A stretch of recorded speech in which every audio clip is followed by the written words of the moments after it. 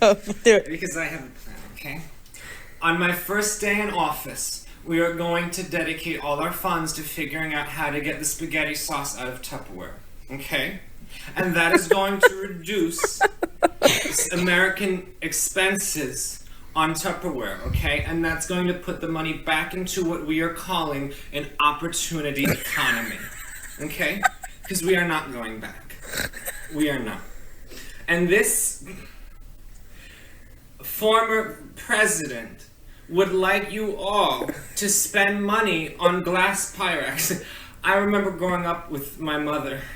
There was a small business, and they served everything in these little takeout containers. And we would go home, okay, as you do, and we would use them. We would reuse them, okay? That's the America I grew up in. It's over for Kamala Harris, guys. People are now clowning her online, and many say that it's warranted. The reason is because this guy imitated a typical Kamala Harris speech perfectly, with the concept that she can basically speak for as long as she wants and still fail to make any sense, going back to talking points that she's just comfortable with. And no amount of fake interviews is going to make up for that flaw, because even if she has these fake interviews, she can't help but to go back to points that she's already made before.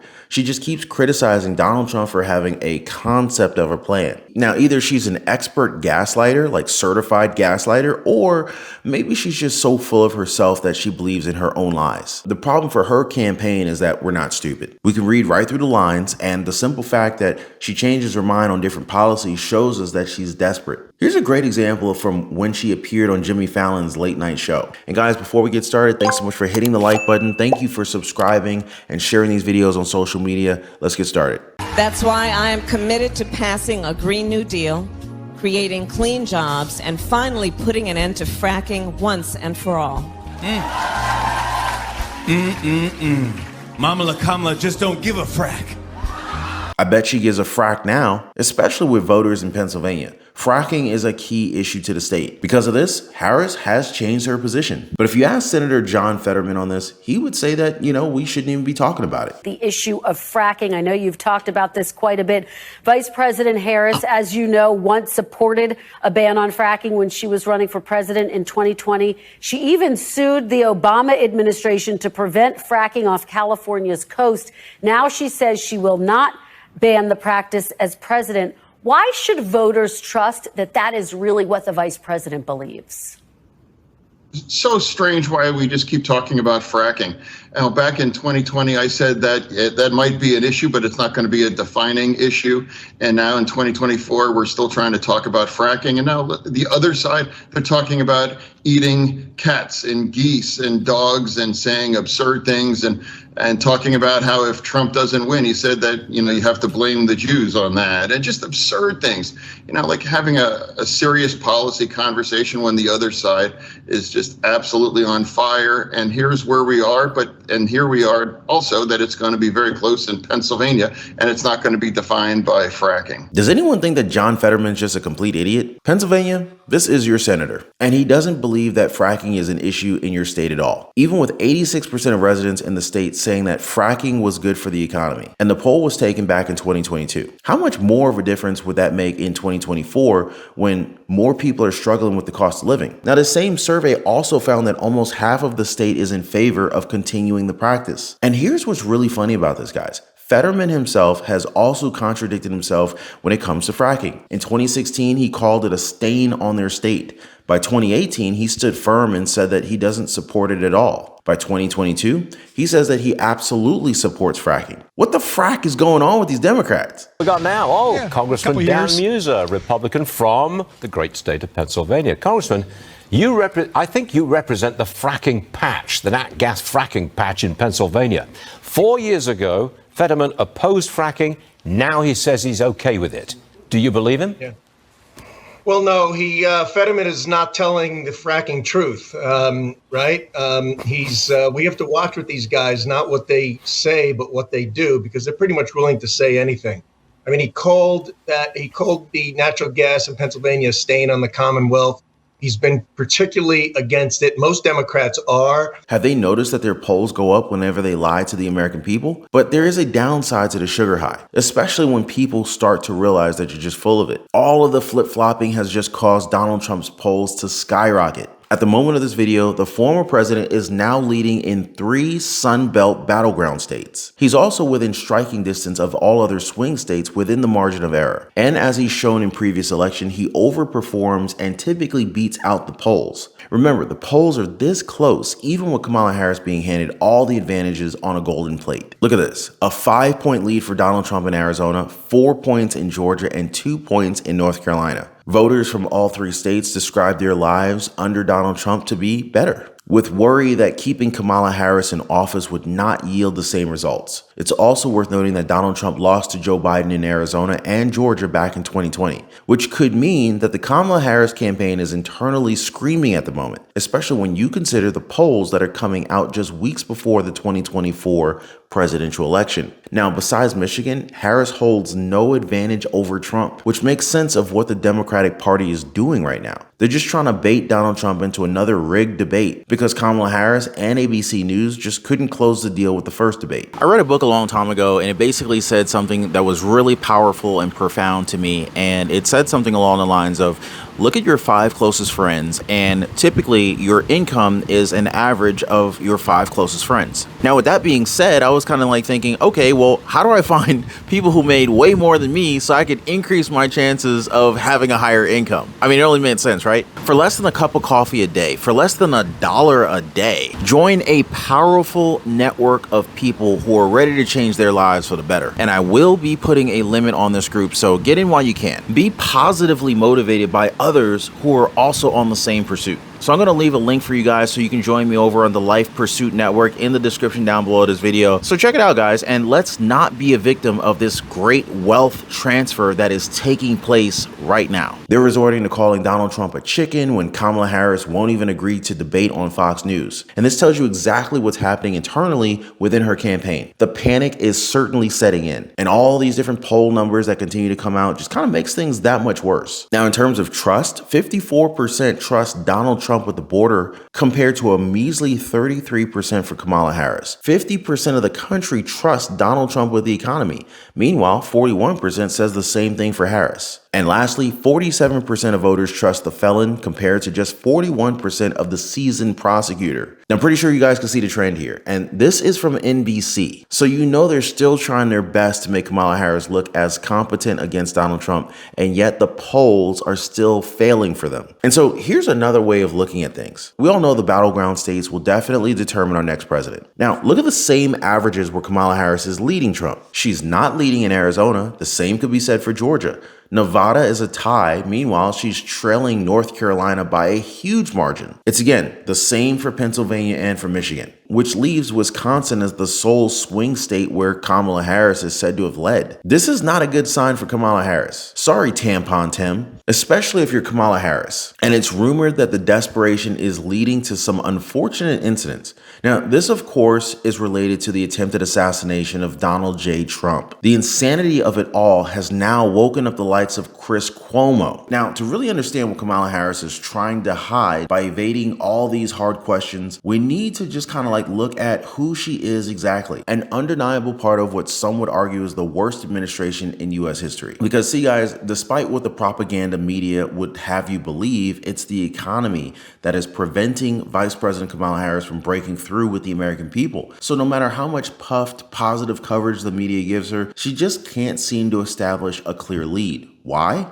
Well, one made up word: Bidenomics. More precisely, it's the impact on the economy for which Kamala Harris is partly responsible. I mean, you guys saw the clips. On the rare occasion where Kamala Harris actually allows someone from the press to publicly ask her about the economy, she gives the strangest answers. You could even call it weird if you want. During the ABC News presidential debate, David Muir asked her, when it comes to the economy, do you believe Americans are better off than they were 4 years ago? And guess what? Kamala Harris said that she was raised as a middle-class kid and gave a clumsy biographical answer which included zero policy. A few days later, during her only interview since the debate, her response to a question from anchor Brian Taff about her specific plans for the economy, it was better memorized but equally unresponsive. And yes, it was still about growing up as a middle-class kid, that she grew up in a neighborhood of folks who were very proud of their lawn. Y'all remember that line, right? Because what else would she talk about? Bidenomics? For nearly 4 years, she and Joe Biden have been claiming that Bidenomics would bring down the cost of living, invest in infrastructure, empower families, and make life better for all Americans. Well, here we are 4 years later, and it just simply hasn't happened. And hey, that's not going to stop her from making the same claims about her mystery plan on the campaign trail. Don't believe me?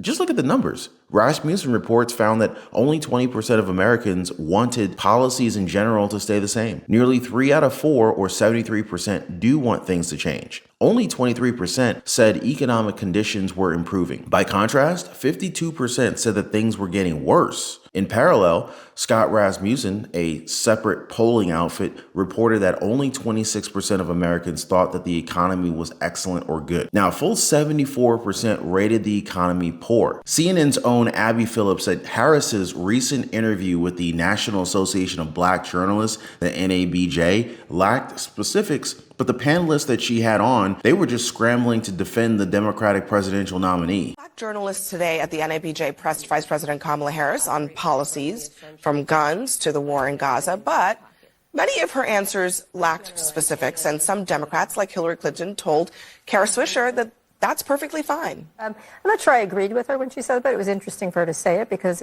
I think she was talking strategically, politically, is that she doesn't have to say too much. I think probably most people agree they should say more because, as Audie Cornish of this network said, a lot of people are Kamala curious. And if you look at the statistics, I think Kirsten talked about them last night, Kristen did, that people want to know more from Kamala Harris. This is at the heart of what voters want to know about her. She should have something that is really quick and understandable. And that wasn't really it. She has to do 3 things. I agree.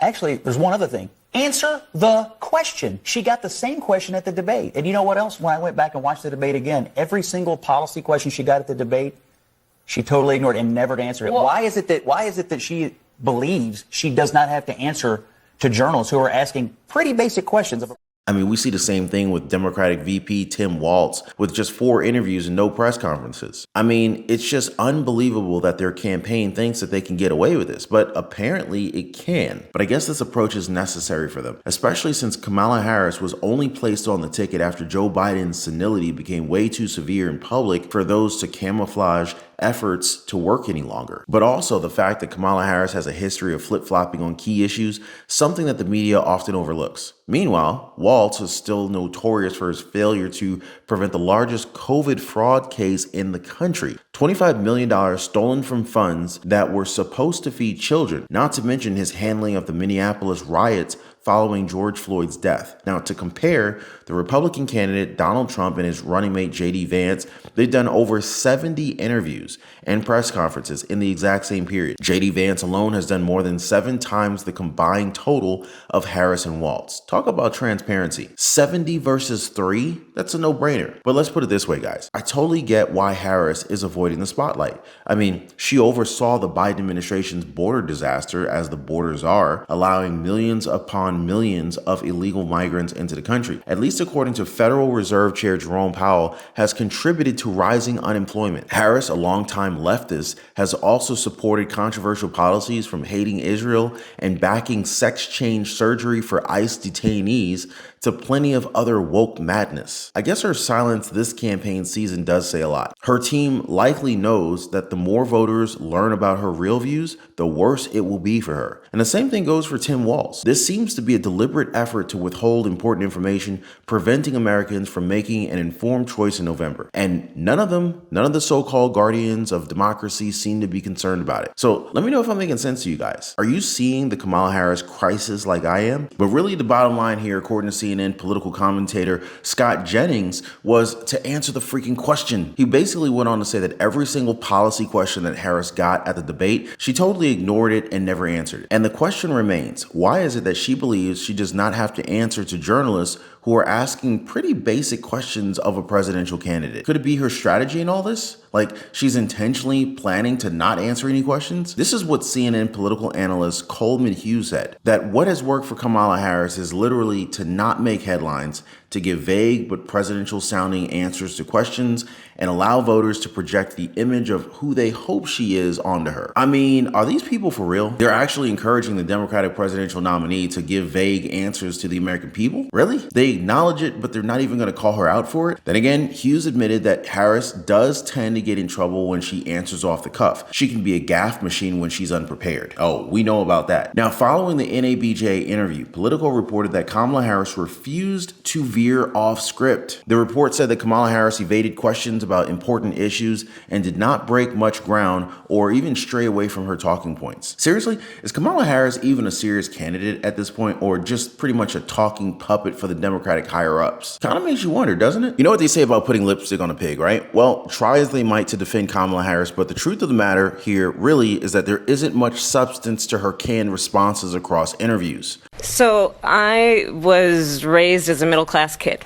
I grew up a middle-class kid.